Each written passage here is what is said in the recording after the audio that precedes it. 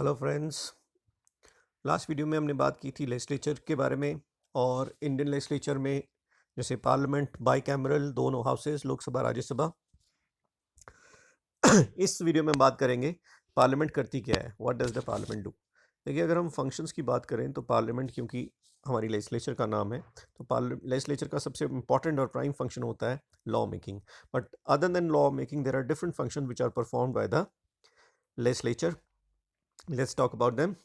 तो सबसे पहला फंक्शन जो लेजिस्लेचर परफॉर्म करती है that is legislative function means the law making.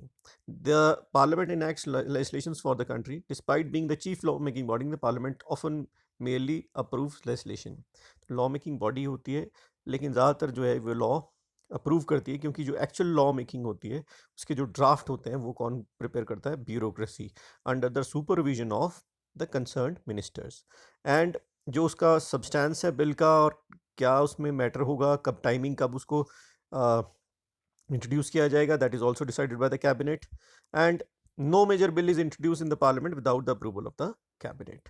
Members जो मिनिस्टर नहीं है वो भी बिल इंट्रोड्यूस कर सकते हैं, लेकिन उन बिल्स के पास होने के चांसेस जो हैं वो बहुत कम होते हैं।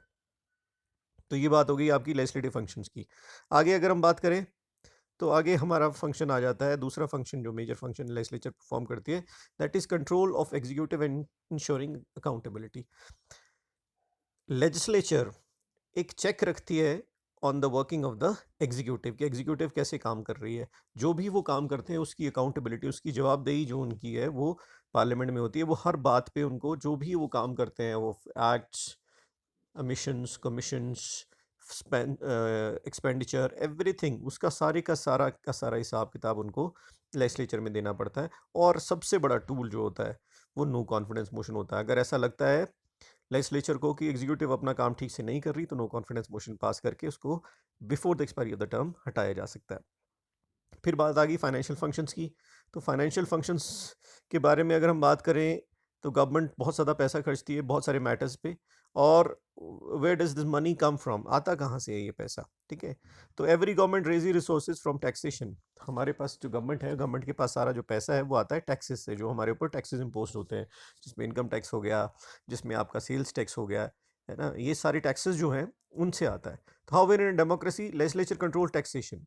अब डेमोक्रेसी में टैक्स कैसे लगाने, कब लगाने, कितना लगाना, that is controlled by the legislature.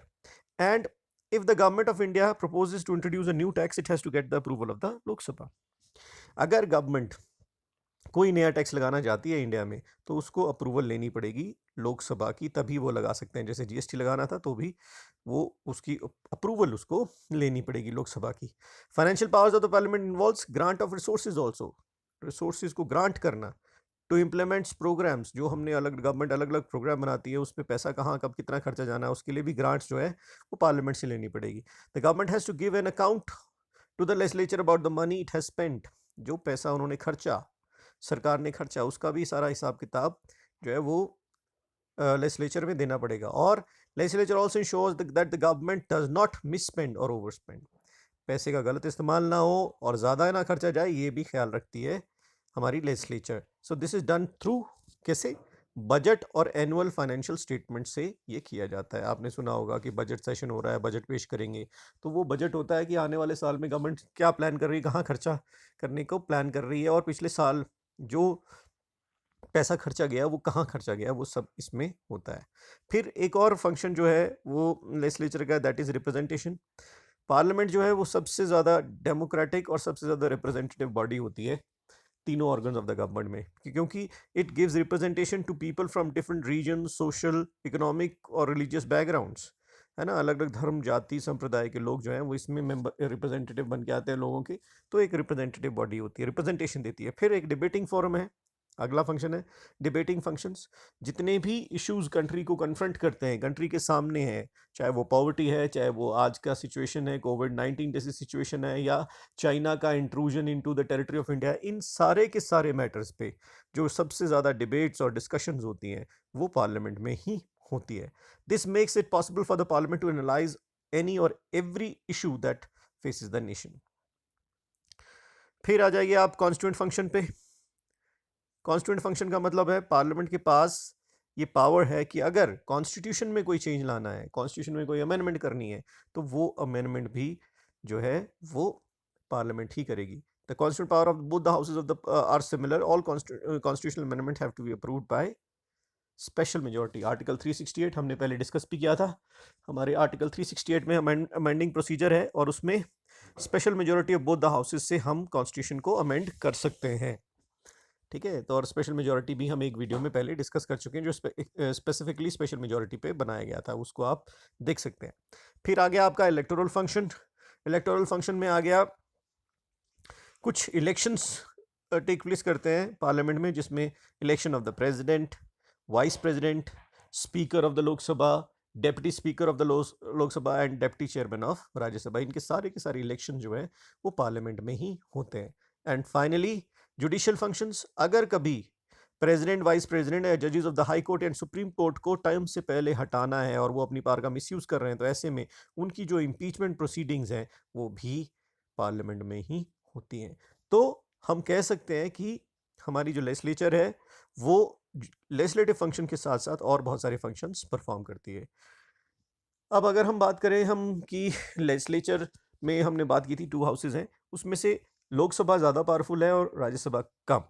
तो let's see the powers of the Lok Sabha and Rajya Sabha. Lok Sabha के पास पावर क्या है? It makes laws on matters included in the union and the concurrent list and can introduce enact money and non money bill. दोनों तरह के bills, money as well as non money bill introduce किए जा सकते हैं और union और concurrent list पे लॉ मेकिंग कर सकती है। राज्यसभा की पावर क्या है? It can approve money bills and suggest amendment to money bill. Non money bills, consider and approve non money bills.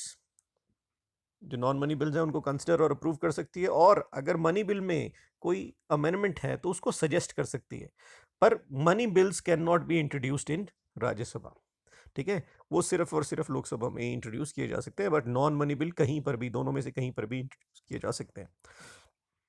Then approves proposals for taxation, budget and annual financial statement. Budget जो है और annual financial statement और taxation से related जो भी bills हैं वो लोकसभा में इंट्रोड्यूस होते हैं, राज्यसभा में नहीं। अप्रूव्स कॉन्स्टिट्यूशनल अमेंडमेंट्स, अगर कोई कॉन्स्टिट्यूशन में अमेंडमेंट है तो उसको अप्रूव करती है Rajya Sabha. Control the executive by asking question, supplementary question, resolution and motions and through no confidence motion. ये डिफरेंट मोशंस हैं जिससे एग्जीक्यूटिव को कंट्रोल करती है Lok Sabha. Exercise control over executive by asking question, introducing motions and resolution, ये लगभग same function है दोनों का। देन अमेंड्स द कॉन्स्टिट्यूशन, अगर कॉन्स्टिट्यूशनल अमेंडमेंट है लोकसभा में इनिशिएट हुआ तो उसको राज्यसभा अप्रूव करती है। Then approve the proclamation of emergency, अगर इमरजेंसी कभी लगानी है तो लोकसभा उसको अप्रूव करती है। Participation in elections of president, vice president, participation in the election of and removal of president, vice president and judges of the supreme court and high court।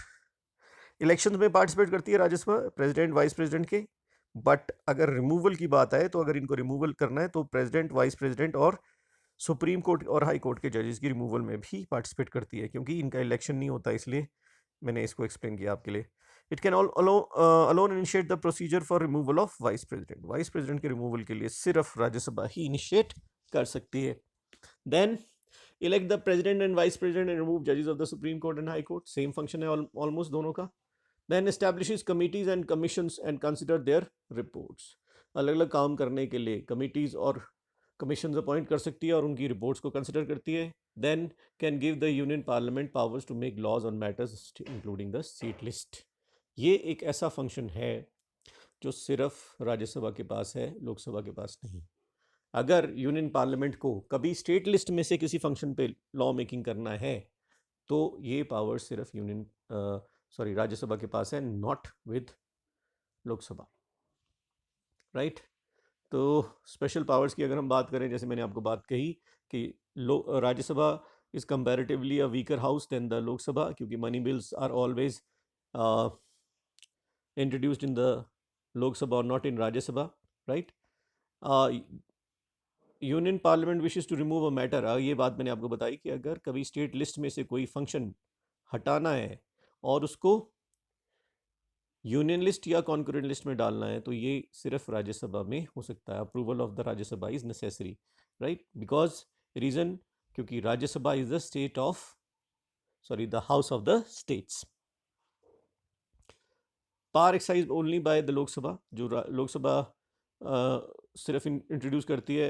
There are powers that only the Lok Sabha can exercise. Rajya Sabha can initiate, reject और amend the money bills.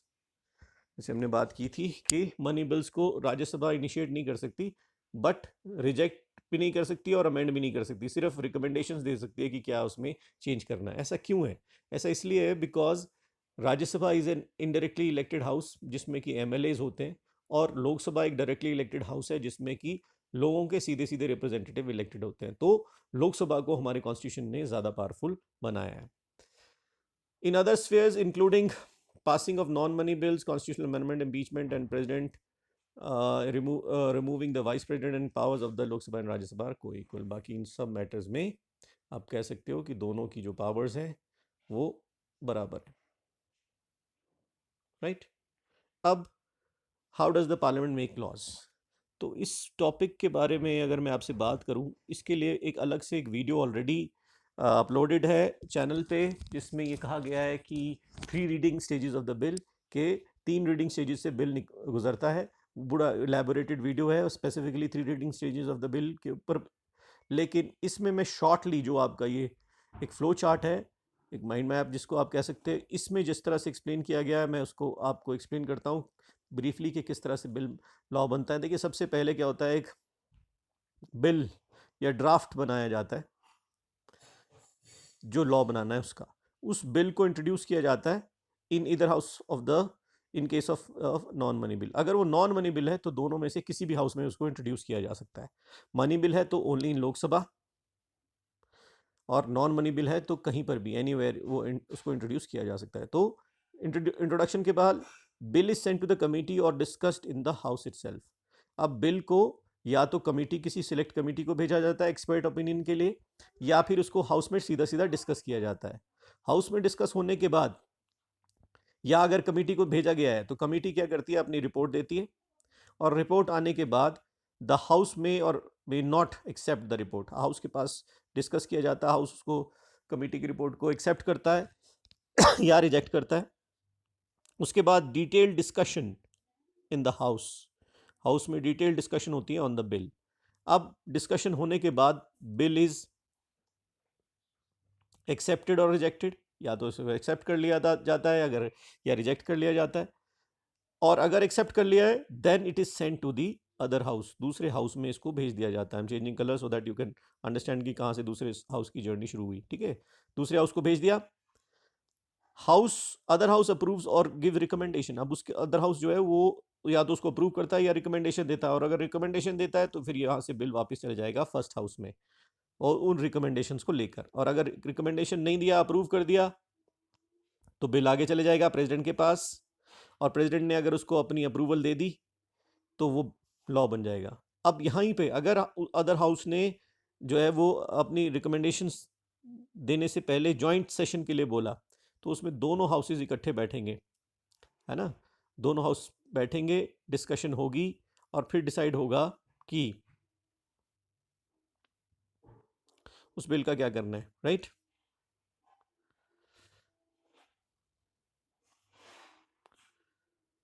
Okay.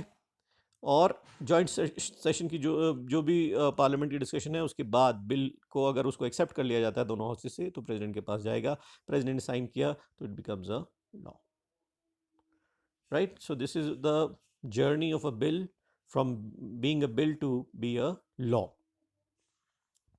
Bills के अगर हम types की बात करें तो broadly हम ये कुछ टाइप्स की बात कर सकते हैं, जैसे कि गवर्नमेंट बिल, वो बिल जो कि मिनिस्टर्स, गवर्नमेंट के मिनिस्टर्स इंट्रोड्यूस करते हैं उसको गवर्नमेंट बिल बोला जाता है, और जो कि बाकी member of the parliament introduce करते हैं उसको प्राइवेट मेंबर बिल बोला जाता है. नॉन मनी बिल वो कोई भी बिल है जो कि मनी बिल नहीं है, जिसमें मनी इज नॉट इन्वॉल्व, और जिसमें भी मनी इन्वॉल्व है किसी भी तरीके से, that is called money bill. Right. जैसे कि इम्पोजिशन ऑफ टैक्सेस एट्सेट्रा, वो मनी बिल है. आप इसका नॉन मनी बिल का एग्जांपल ले सकते हैं, reservation of for the seats, 1/3 seat for the female, non money bill का एग्जांपल हो सकता है, या 3 तलाक नॉन मनी बिल हो सकता है. जीएसटी मनी बिल है। Ordinary bill and constitutional amendment bill. Ordinary bill सारे बिल्स हैं जो कि जैसे कि money bill, non money bill, इनको हम ऑर्डनरी बिल बोलेंगे। लेकिन अगर कॉन्स्टिट्यूशन के किसी प्रोविजन को अमेंड करना है तो अगर कोई उसके लिए कोई बिल लाया जाता है तो उसको हम कॉन्स्टिट्यूशनल अमेंडमेंट बिल बोलेंगे। जैसे कि आप आप ये कह सकते हो रेवोकेशन ऑफ आर्टिकल 370, या फिर lowering the age of voters from 21 to 18, right, ये कॉन्स्टिट्यूशनल अमेंडमेंट बिल है, राइट। तो आज के लिए इतना ही। अगले वीडियो में बात करेंगे पार्लियामेंट एग्जीक्यूटिव को किस तरह से कंट्रोल करती है। आज का वीडियो आपको कैसा लगा अपना कमेंट करके बताएं और शेयर करें अपने फ्रेंड्स के साथ। Thank you so much. और हाँ,